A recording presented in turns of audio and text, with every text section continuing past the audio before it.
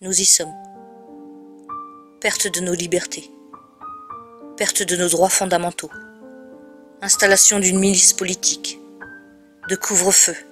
De censure. De confinement. Instauration de la peur et de sanctions. Incarcération d'opposants politiques. Utilisation des médias pour désinformer la population. De violences policières. De répression politique. Naissance d'injustices sociales, fiscales, écologiques, économiques et démocratiques. Mensonges d'État, etc., etc.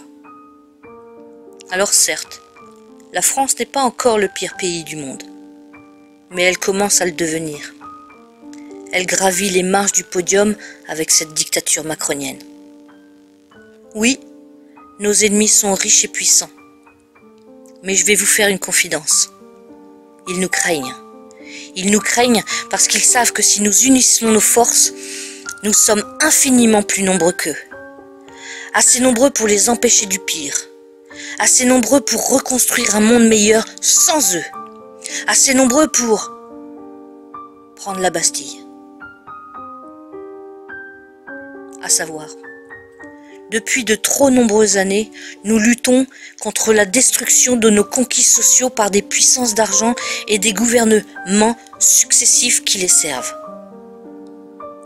Les combats, les batailles, les ultimatums se sont succédés les uns après les autres sans que nos voix ni nos actions, même les plus massives, ne se voient sérieusement prises en compte.